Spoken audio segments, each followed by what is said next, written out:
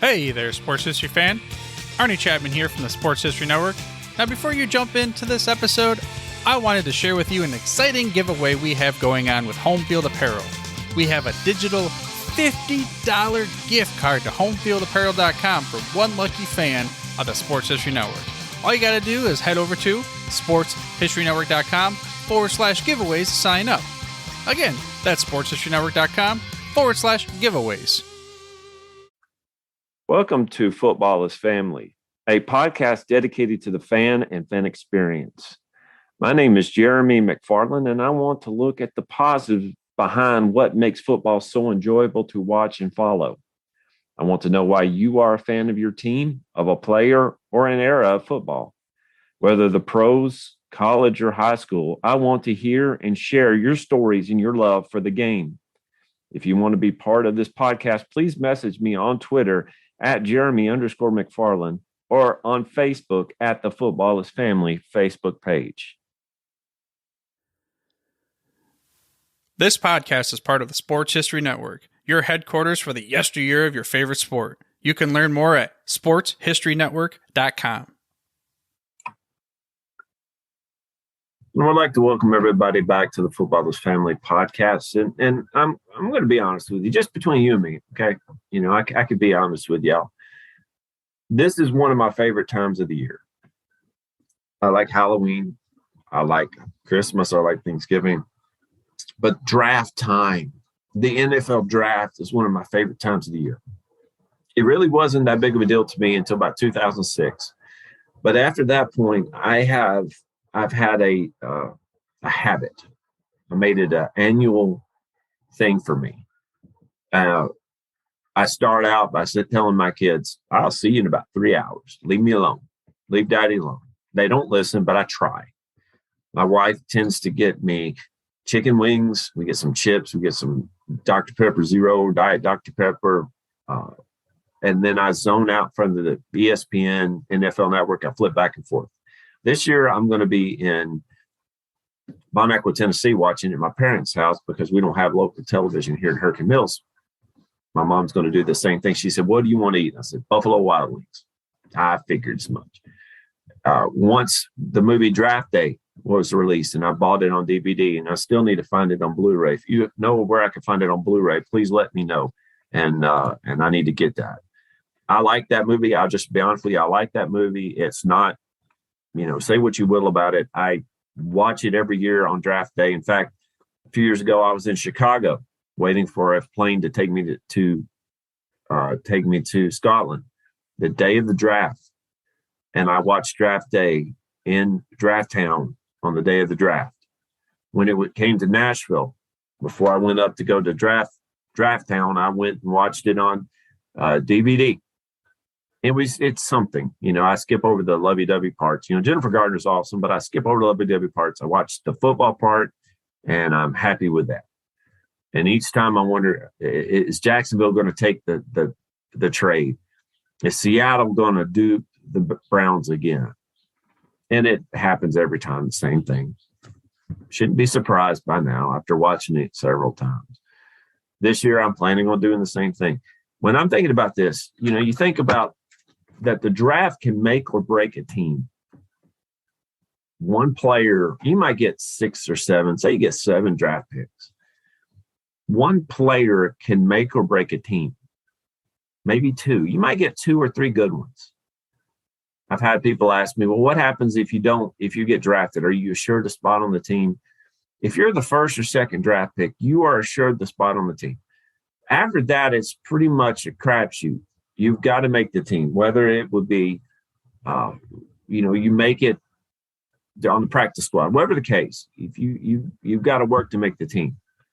This year, as in last year, Jacksonville gets the first overall pick. Last year, they picked a quarterback. So this year, they're going for the splash pick, as they talked about in draft day.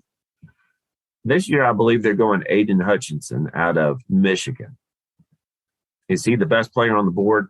Probably not. But if you're looking at somebody like Trayvon Walker, might be the best player on the board out of Georgia.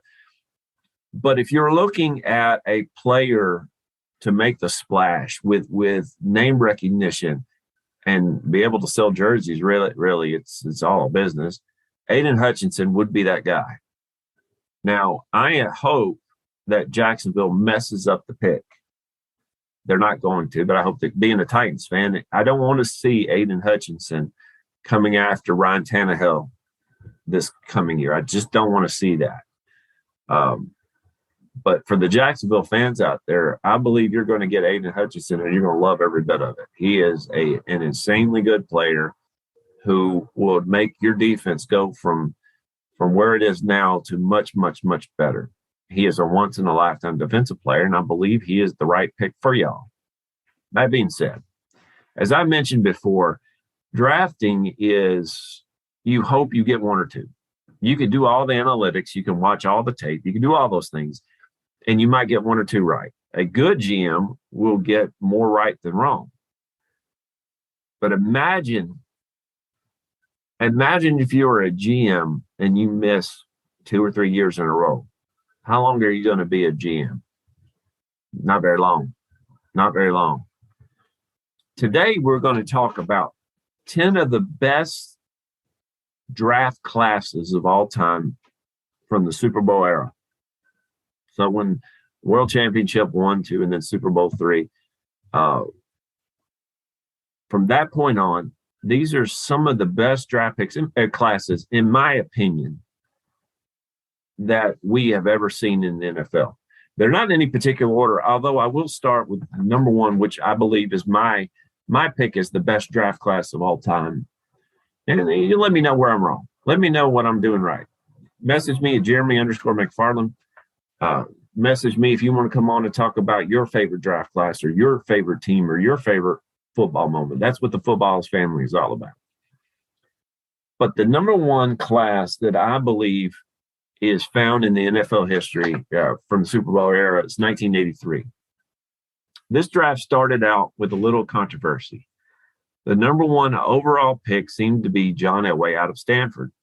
And then he was drafted by Baltimore Colts. Ernie Accorsi was the GM. Now, keep that name in mind. Okay, keep that name in mind. Yeah, Elway didn't want to play for the Colts. I didn't know about this. Elway's probably my favorite player of all time. I didn't know about this until much later on. To me, if you're drafted by a team, you play for that team. Just feel it a blessing to play for the NFL, you know.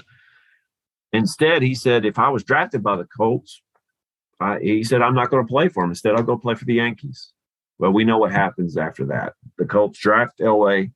The Broncos later on would draft Chris Hinton, which turned out to be a pretty good draft pick in and of himself. They would trade Hinton and many, many more toward the Colts to get John Elway. John Elway goes on to play in 5 Super Bowls, wins 2 of them, becomes a Hall of Famer.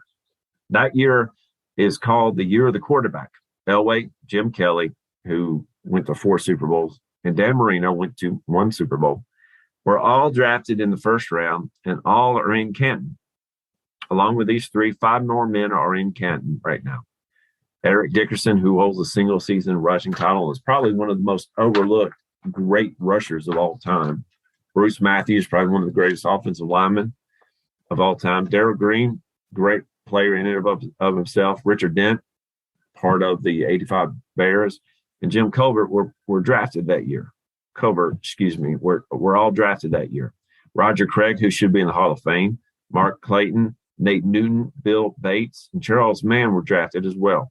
5 all-century players, along with 42 Pro Bowlers, are in this draft.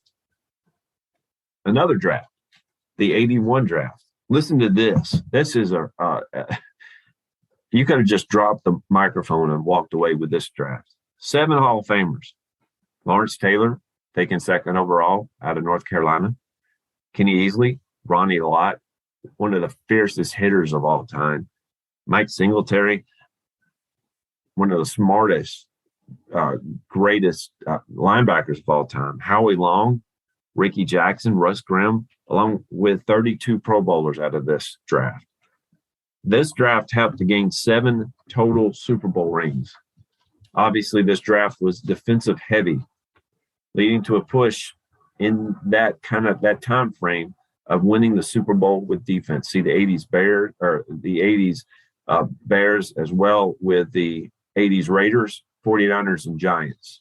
Although the Raiders had a great offense, their defense was insane during the early 80s. Another great draft, the 85 draft. 5 Hall of Famers in this draft. Bruce Smith, one of my all-time favorite first overall pick. Chris Dolman, Jerry Rice, Andre Reed, and Kevin Green. 31 Pro Bowlers, 15 All-Pros. This draft was affected by the USFL. People were saying, are you going to go for the money, the USFL? Bruce Smith might not have been the first overall pick if it wasn't for the USFL. That being said, Bruce Smith would have been really high on that list. The big thing in this draft was the Patriots giving up their 16th overall pick to a team called the 49ers, so the 49ers could draft a little-known receiver, Jerry Rice.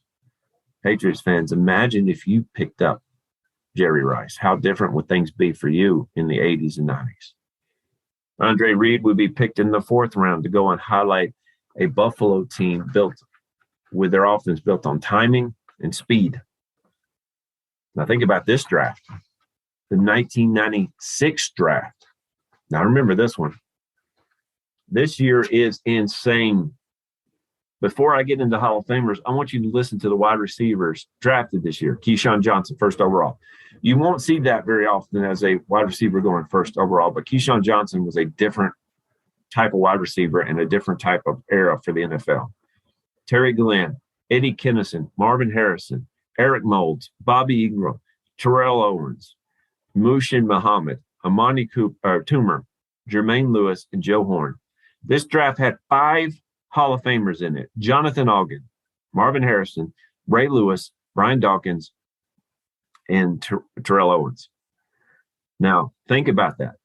Jonathan Ogden and Ray Lewis were picked in the same round by Ozzie Newsome. Ozzie Newsome is probably the greatest GM of all time. Not only was he a great tight end, but he is, to me, the main reason they won those 2 Super Bowls.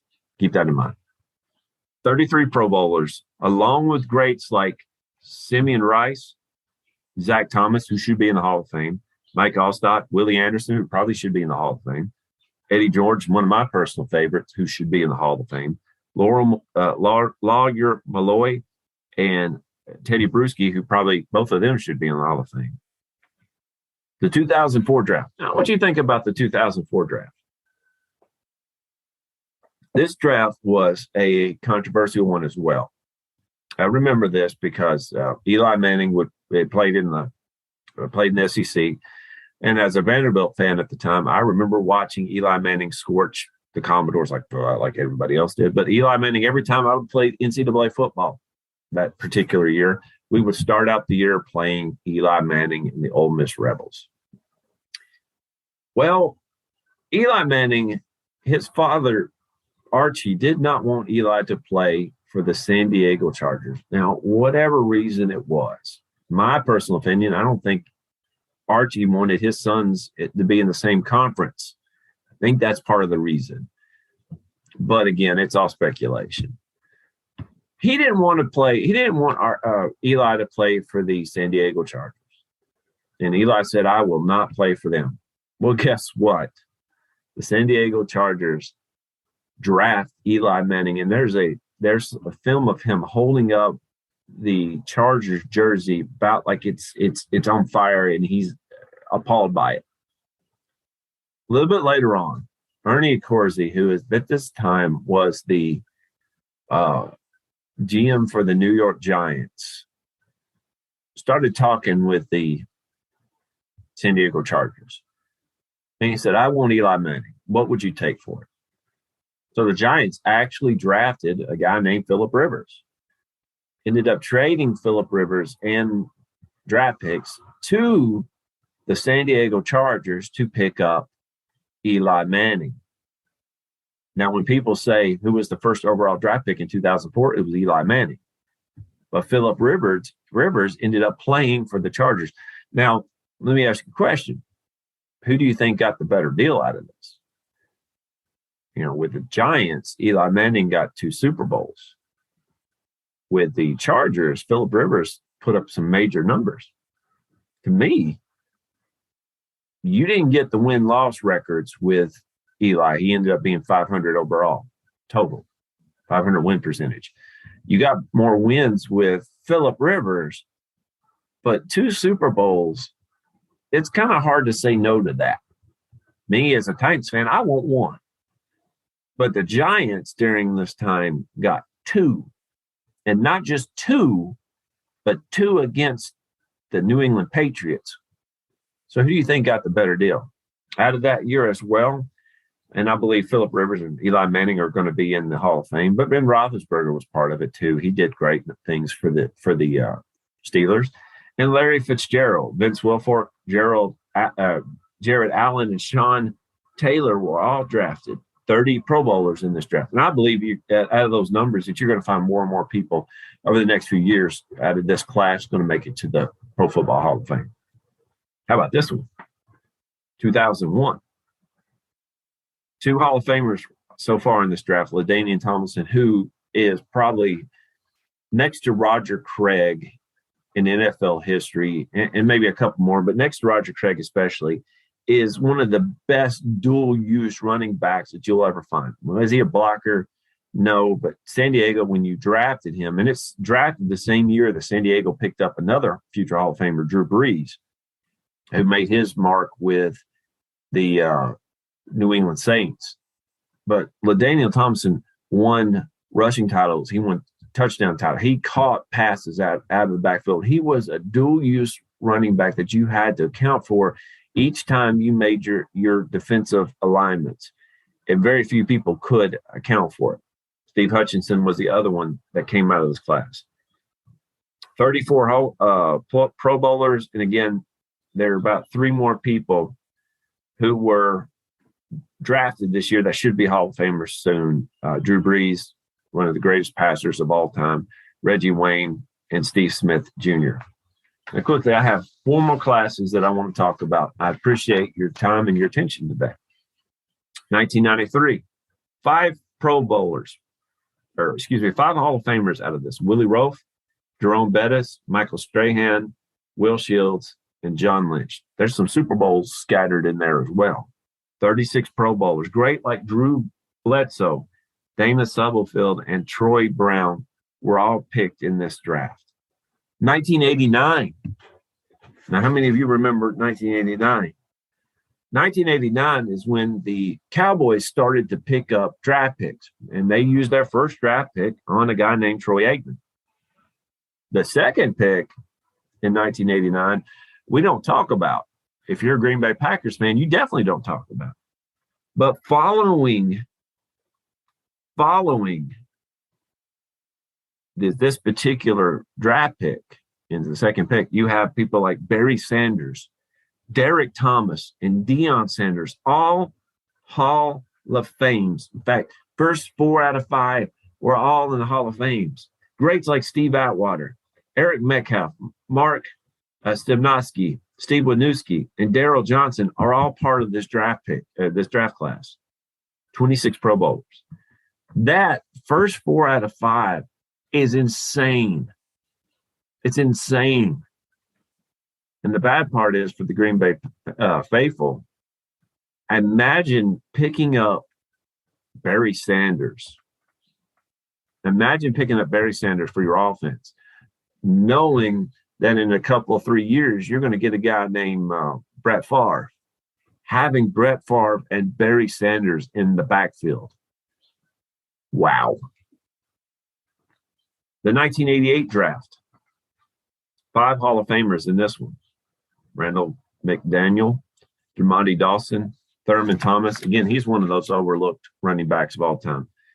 Tim Brown and Michael Irvin, the playmaker. Whew. The 2010 draft. The 2010 draft, and my final one that I will look at was probably one of the more the deepest in draft history. It produced 39 Pro Bowlers, 28 making at least 2 Pro Bowlers. This draft was especially strong in the trenches. It included offensive lineman Marquise Pouncey, Trent Williams, Mike Anopti, and defensive tackles Geno Smith, Gerald McCoy, and Ndamukong Suh. Ndamukong, excuse me. I'm having a little tongue tie here. Bad Paul in Tennessee today. On offense, it's highlighted by Rob Gronkowski and Jimmy Graham, I should say, with Antonio Brown and Des Bryant as well. Also included future Hall of Famer Earl Thomas, Cam Chancellor, Eric Berry, Jason Pierre-Paul, and Emerson Griffin. 2010 will have some Hall of Famers pretty soon. So what's your favorite draft class? What do you think is the best of all time? And are you going to be watching this year's draft with as much anticipation as you did previous drafts? Let me know. Again, thank you for listening to the Football is Family podcast, and we'll see you next time. This podcast is sponsored by Play Classic Sports Simulation Board Games, spelled with 2 A's, P-L-A-A-Y. Realistic board game recreations of professional football, hockey, baseball, NASCAR, golf, and more. They cover 9 sports in all, with a 10th, basketball, coming in 2022. You can relive great sessions of the past, create what-if matchups from different eras, and much more. It's fun. So if you're into sports history, you should check them out. That's Play with 2 A's, P-L-A-A-Y, classic.com. And don't forget to use the code SHN at checkout and get 10% off your first order. Hey, are you ready for some football? Some fantasy football? How about some daily fantasy football? Silly questions, right? Of course you are. You're ready to talk some smack and win some cash every Sunday, and Thursday and Monday, and whenever there's football games. The Sports History Network invites you to play your daily fantasy football this season at thrivefantasy.com.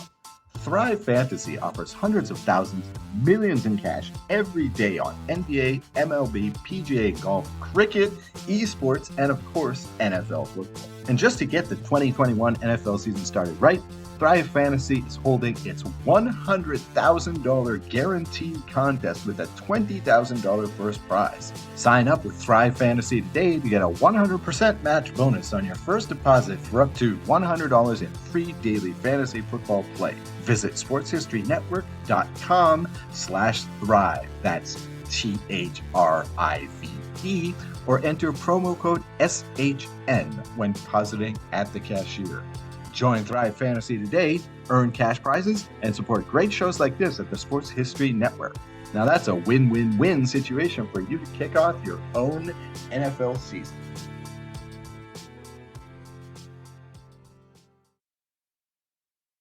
At the Sports History Network, we're all about sports yesteryear, so we're so pleased to introduce you to Row One, an online memorabilia gallery and shop that brings your sports history to life anywhere. The Row One gallery includes over 5,200 gorgeously reproduced prints of team posters, game program covers, game tickets, advertisements, and more in baseball, pro and college football, pro and college basketball, and more. And any gallery item may be printed in a variety of sizes on wood, metal, canvas, acrylic, or poster paper. And in Row One shop, check out the thousands more of unique items with the retro and historical designs dating back to 1876, including t-shirts, long sleeve shirts, phone cases, mugs, blankets, pillows, towels, and even shower curtains.